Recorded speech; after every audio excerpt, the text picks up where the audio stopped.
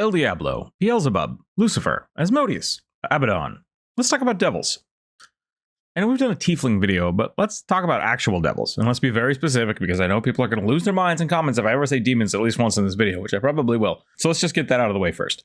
Devils are not demons, but some demons can be devils. And semantics only really matter if you're interested in using smite or align specific spells.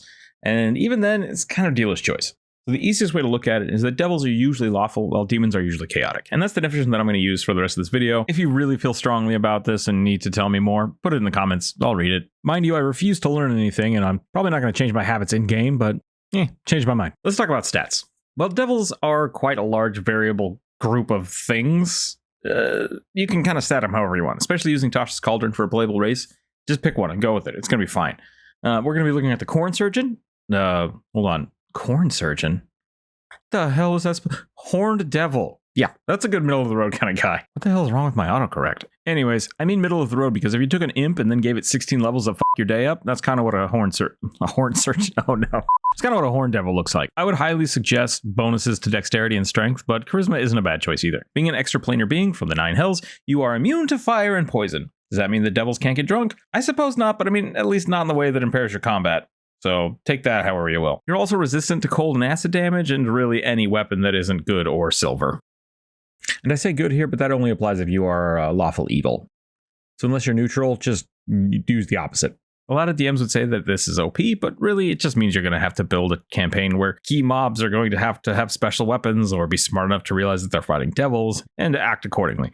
This should add some neat aggro mechanics to your game, because if you throw a paladin at the party or possibly very superstitious townfolk, then they're going to be targeting the devil pretty much exclusively over anyone else in the party. Devils essentially get a lot of really good in-combat bonuses because they have a lot of RP very specific limitations that they have to follow. This goes for a lot of lawful things, especially like how paladins used to work. They had to follow these very specific rules, and for that they got a lot of very powerful abilities. You may also wonder, why are they immune to poison? Well, devils, at least imps and corn curmudgeons or whatever we call them, have poisonous stingers on their tails, which kind of makes me wonder what else they don't tell us about tieflings. Anyways, you could run this just like a normal unarmed attack with a d4 plus your normal bonuses that your class would give you, and then just inflict one of the many wide varieties or different poisons based on the type of devil that you are. A good example of this is Infernal Wounds, which successfully hitting the target with a tail attack will cause the target to bleed. Each time you hit them after that, the devil does an additional damage until the bleeding is stopped. Other options are just kind of flat bonus damage in the same vein as a sneak attack, which you could use the same scaling rules for that in D&D if you want to simplify it, but you can also get more creative. That's really all you need to make a devil. Like, starting at whatever level you want, just scale it up or down, and then you go. Most devils seem to have some kind of spell casting ability innately, but I think this has something more to do with their class or their levels in being a devil, so I wouldn't worry about that as a player unless it's something you really, really want. A good example of this is the imps having invisibility as an at-will thing, which can be great, but it can be a little weird, especially when you start becoming like 10th level barbarian. So if you do want something like that, I would highly consider talking to your DM about that being part of your contract and not inherently part of your character race. You know what? Contracts are pretty important to devils. Let's just get into that. I think that's the most important thing to go into, right? Yeah, here, sign this paper. Devils should be fixed to their contract. And I think this is the fun part about playing a devil, is that you are basically giving the DM control over some part of your character's power. And what I mean by this is that it implies that either the devil has the power to begin with and can only access it by giving it to others via the Wishcrafter build, something like the movie Wishmaster. If this is all way too complicated for you, you could just take levels in devil, just find a devil at the same level that you want to be at to start with, and then just take all their crap. I mean, like their spells and stuff and their abilities. Yeah, don't take their crap. They will hunt you down. A grudge is kind of like a contract. It's just that one person signs it by punching the other person in the face, and then the other just hunts you down for the rest of eternity. Because, you know, they can do that. The other way to look at it is that the human soul is so powerful inherently that if you can convince people to give it to you, you then have a wellspring of power to kind of do whatever you want with. How many human souls do you think it takes to make a wish spell?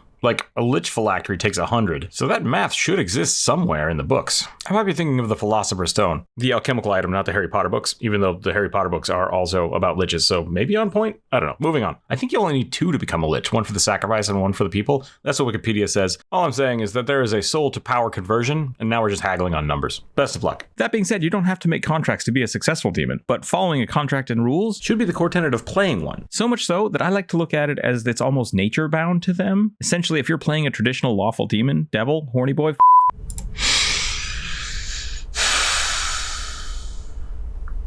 we're gonna get through this. it should be compulsory for a devil to follow their edicts and contracts, so much so that it should be confusing and impossible for the devil to break them. Not just that they should do it, but that they are going to do it. Because to not follow it doesn't make any sense to them. Does that make sense? If anybody remembers the 2007 anime Darker Than Black, it's kind of like that, where the characters have superpowers, but every time they use them, they're then forced to do something to fulfill their contract to use said power. I think somebody had to eat cigarette butts. Yeah, it didn't make a lot of sense, but the intro slapped. I used to do something to the effect of a will save to break from or go against someone else's code like this, and a failure would either do psychic damage or just weaken your character. But honestly, I think it's more fun when it's kind of on the honor system for the players. Even more so if the DM goes into it as well. The players can't just go against their code. Their very nature of their being prevents it. They wouldn't want to. It doesn't make sense. They just shouldn't, and it just can't happen. And there are a lot of fun little Deus Ex moments that you can do this, using deception rules to make it appear that you've killed someone that you shouldn't have, or saying one thing but never following through with it.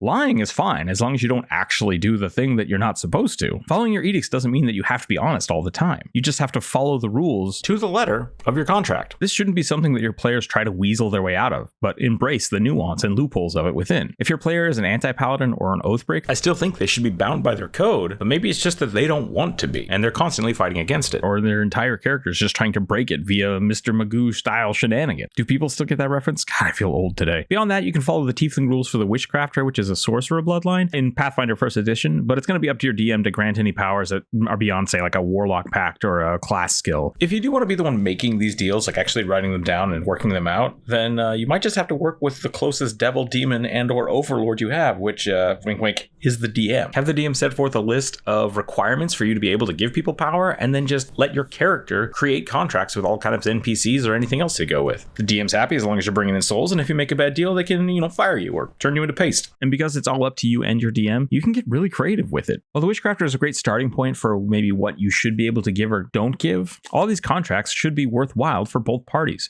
if not leaning slightly in your favor. Like if you give someone else in your party a wish spell for, I don't know, a bag of good berries, your devil overlords are going to eat you. And I'm not talking about the Markiplier. What in the fuck did you not tell me about Lady Dimitrescu? Okay? I'm talking more about like Prometheus tied to a rock getting eaten by vultures every day. Wait a minute, that's not some weird internet thing, is it, Rugby?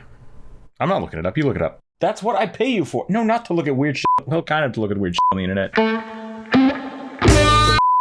That's kind of the fun in the devils. They don't have any real power on the material plane unless someone else gives it to them. Think vampire rules.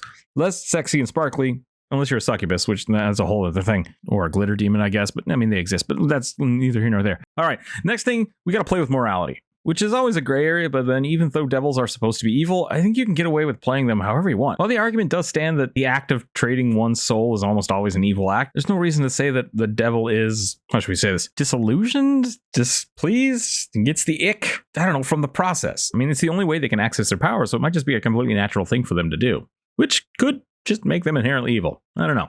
So keep that in mind before you try making a purely altruistic devil. Otherwise, you're just playing an angel in leather. Go watch Good Omens. That's a good place to start. Oh, David Tennant. You're my favorite demon, robot, time lord boy. Well done. Thanks for watching, everybody. Remember to keep your dice on the table. Not you, David Tennant. You can throw your dice wherever you want. What? No, don't put that in the weekly letter to David Tennant. What do you mean you've been dictating this whole time? Erase it. Writing in pen, I see. Touche, Rugby. You know what? You're probably going to be a really good devil, Rugby. Except you misspelled contracts. That says contacts. Yeah. Unless you want David Tennant to see better, that's not going to do much.